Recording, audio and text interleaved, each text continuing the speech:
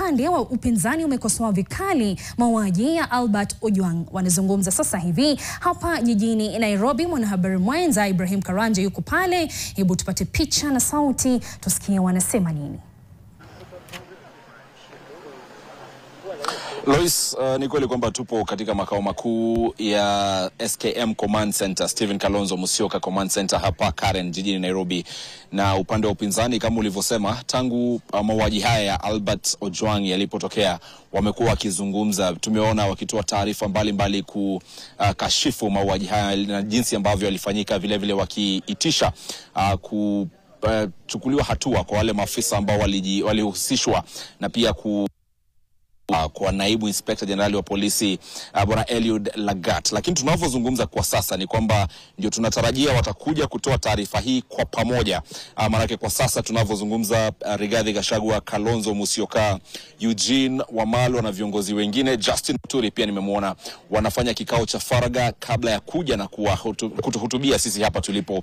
Na baadhi ya mambo ambayo tunatarajia wazungumzie kwa kina ni mauaji hayo ya Albert Ojwang, na ni baada tu ya bunge la seneti kujadili hili na kushuhudia kwamba waziri wa usalama wa ndani Kipchumba Murkomen awali alikuwa katika bunge hilo, na inspector general wa polisi pamoja na IPOA na watu ambao wanafaa kutoa majibu. Kwa hiyo hatujui watasema nini watakapokuwa wakifika hapa, ila bila shaka Lois, itakuwa ni taarifa kali zaidi dhidi ya matumizi mabaya ya ofisi kutoka kwa maafisa wa polisi, na pia kufeli kwa serikali hii katika kulinda maisha ya raia. Maana ni mojawapo ya ahadi ambayo serikali ama Rais William Ruto alitoa kwa raia. Kwa hiyo pindi tu watakapokuwa wakifika, tunatarajia hawa cousins ambao wamekaa pale kando watakuwa wakizungumzia swala hili la Albert Ojwang. Pengine pia huenda wakagusilia swala la IEBC. Maana ni jana tu ambapo Rais William Ruto alipofanya uteuzi rasmi wakati huo mwenyekiti wa IEBC na wanachama makamishna wa IEBC. Kwa hiyo pindi watakapokuja, mtazamaji wetu ana uhakika kwamba kupitia NTV